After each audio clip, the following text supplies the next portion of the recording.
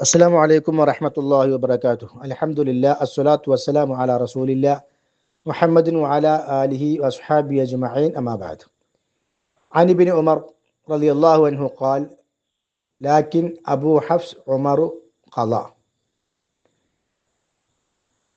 Abdullahi bin Umar റളിയല്ലാഹു അൻഹുവിൽ നിന്നുള്ള ഒരു അസർ എന്നാണ് ഇതിന് പറയുക. സാധാരണയായി ഹദീസുകൾക്ക് ഹദീസ്, ഖബർ, അസർ എന്നൊക്കെ പറയാറുണ്ട്. അത് നബി സല്ലല്ലാഹു അലൈഹി വസല്ലമയിൽ നിന്നുള്ളതാണെങ്കിൽ ഹദീസ് എന്നും, പിന്നെ സ്വഹാബികൾ, താബികൾ അവരൊക്കെ പറഞ്ഞതാണെങ്കിൽ അതിന് ഖബർ, അസർ എന്നൊക്കെ രൂപത്തിലാണ് പറയുക.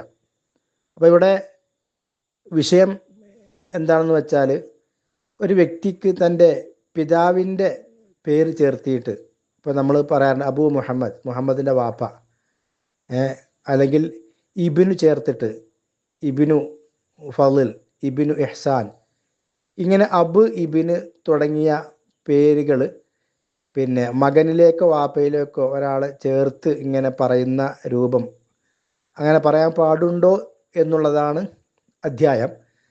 അപ്പോൾ അബ്ദുല്ലാഹി ബിൻ ഉമർ റളിയല്ലാഹു അൻഹു പറയാണ്, അബൂ ഹഫ്സ് പറഞ്ഞു, അബൂ ഹഫ്സ് വിധിച്ചു, അബൂ ഹഫ്സ് വിധിച്ചു എന്നാണ്. അപ്പോൾ അബൂ ഹഫ്സ് ആരാണ്? ഉമറാണ്. അപ്പോൾ ഉമർ റളിയല്ലാഹു അൻഹുവിനെ അബൂ ഹഫ്സ് എന്ന് പറയാറുണ്ട്. ഇതിന് കുനിയത്ത് നൽകുക എന്നാണ് പറയുക. കുനിയത്ത് എന്നതിന് പറയും.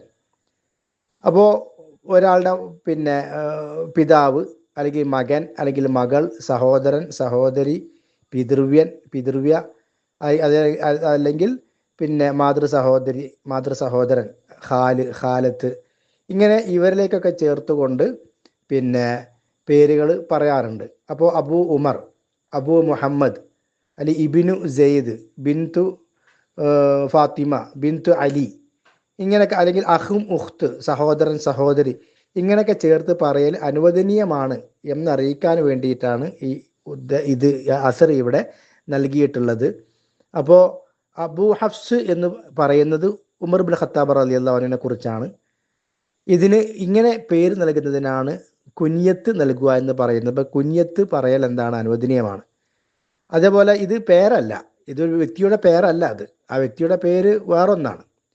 അതേപോലെ സാധാരണ ലഖബ് എന്നും പറയാറുണ്ട്. ഇസ്മും ലഖബും കുനിയത്തും. ഇസ്മു എന്ന് പറഞ്ഞാൽ ഒരു വ്യക്തിക്ക് ഇടുന്ന പേര്. ഇപ്പം മുഹമ്മദ്, അത് ഇസ്മാണ്. ആ മുഹമ്മദിൻ്റെ പിന്നെ മകൻ്റെ പേര് എന്താണെങ്കിൽ ആ പേരിലേക്ക് ചേർത്തി പറയും. ഇപ്പോൾ മുഹമ്മദിൻ്റെ മകൻ ഇഹ്സാൻ എന്നാണെങ്കിൽ അബൂ ഇഹ്സാൻ എന്ന് പറയും. അതല്ലെങ്കിൽ മുഹമ്മദിനെ തൻ്റെ പിതാവിൻ്റെ ഇതിലേക്ക് ചേർത്തിക്കൊണ്ട് ഇങ്ങോട്ടും പറയും, ഇബിനു ഫുലാൻ, ഇബിനു ആരാണോ ആ വ്യക്തിയുടെ പേര് പറഞ്ഞിട്ട് അദ്ദേഹത്തിൻ്റെ മകൻ മുഹമ്മദ്. ഇതിനാണ് കുനിയത്ത് എന്ന് പറയാം. പിന്നെ ഒന്നുള്ളത് ലഖബാണ്. ലഖബ് എന്ന് പറഞ്ഞാൽ അപരനാമങ്ങൾ, ഒരു വ്യക്തിയുടെ വിശേഷണങ്ങളോ അദ്ദേഹത്തിൻ്റെ പ്രത്യേകമായ കഴിവോ അങ്ങനെയുള്ള കാര്യങ്ങൾ ഉണ്ടാകുമ്പോൾ അതിലേക്ക് ചേർത്തിക്കൊണ്ട്, ഇപ്പോൾ ഷെയ്ഖുൽ ഇസ്ലാം ഇബ്നു തൈമിയ എന്ന് പറയും. അപ്പോൾ ഷെയ്ഖുൽ ഇസ്ലാം എന്നുള്ളത് എന്താണ്? ലഖബാണ്. ഇബ്നു തൈമിയ എന്നുള്ളത് എന്താണ്? കുനിയത്താണ്. അങ്ങനെ പല പേരുകളും വരാം. പിന്നെ ഷെയ്ഖുൽ ഇസ്ലാം, അതല്ലെങ്കിൽ പിന്നെ ഹുജ്ജത്തുൽ ഇസ്ലാം, ഇങ്ങനെയൊക്കെ പല പേരുകളിൽ ആളുകൾ അറിയപ്പെടാറുണ്ട്. അതിന് ലഖബ് എന്ന് പറയും. പിതാവ്, മകൻ, സഹോദരൻ, സഹോദരി അങ്ങനെയുള്ളവരിലേക്ക് ചേർത്തിട്ട് പേര് പറയും, അതിന് കുനിയത്ത് എന്ന് പറയും. അത് അങ്ങനെ പറയൽ അനുവദനീയമാണ് എന്നറിയിക്കാനാണ് ഈ റിപ്പോർട്ട് ഇവിടെ കൊടുത്തത്. അള്ളാഹു അനുഗ്രഹിക്കുമാറാകട്ടെ.